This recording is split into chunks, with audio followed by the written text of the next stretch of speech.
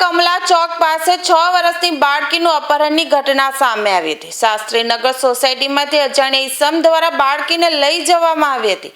માતા કામ પર ગયા પછી સાંજે બાળકી ગાયબ મળી આવતા માતા પિતા ચિંતામાં મુકાયા હતા, જેથી માતા પિતાએ પાંડેસરા પોલીસમાં ફરિયાદ નોંધાવી હતી। ફરિયાદના આધારે પાંડેસરા પોલીસમાં ગુનો નોંધાયો હતો। પોલીસની 50 સભ્યોની અલગ અલગ ટીમો બનાવાઈ હતી। સીસીટીવી ફૂટેજના આધારે આરોપીને ટ્રેક કરવામાં આવ્યો હતો। 22 વર્ષીય આરોપી પ્રદીપની ઓળખ થઈ હતી। સીઈપીટી પ્લાન્ટ પાછળની જાળીઓમાંથી બાળકી સલામત મળી આવી હતી। આરોપીને બાળકી સાથે ઝડપી પાડી પાંડેસરા પોલીસની ઝડપી કાર્યવાહી હાથ ધરી હતી કે મારી 6 વર્ષની દીકરીને કોઈ માણસ અજાણ્યો અપહરણ કરી લઈ ગયેલ છે। ત્યારબાદ પોલીસ ઘટના સ્થળે પહોંચે છે। પોલીસ આજુબાજુ ચેક કરે છે અને સીસીટીવી જોવાનું ચાલુ કરે છે।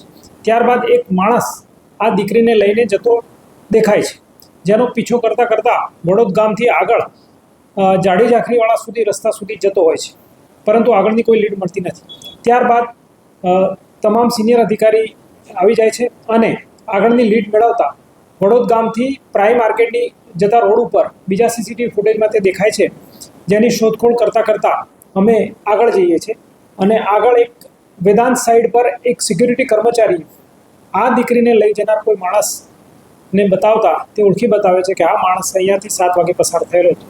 ત્યારબાદ આગળના ભાગે જતાં કેટલોક જાડી ઝાંખરાવાળો વિસ્તાર હતો અને પાછળના ભાગે ખાડી હતી, જેમાં પાંડેસરા સિવાય ખટોદરા અને અલથાણની ટીમો બનાવીને પણ જગ્યાને સર્ચ કરતાં છેક સવારે 5:30-6 વાગે એક માણસ જાડીમાં દીકરી સાથે મળી આવે છે, જેની દીકરી હેમખેમ મળી આવે છે અને માણસ પણ ત્યાંથી મળી આવે છે, જેથી પોલીસે રાત્રે ગુનો દાખલ કરેલો હોય છે, જેના આધારે પોલીસ તેની ધરપકડ કરે છે।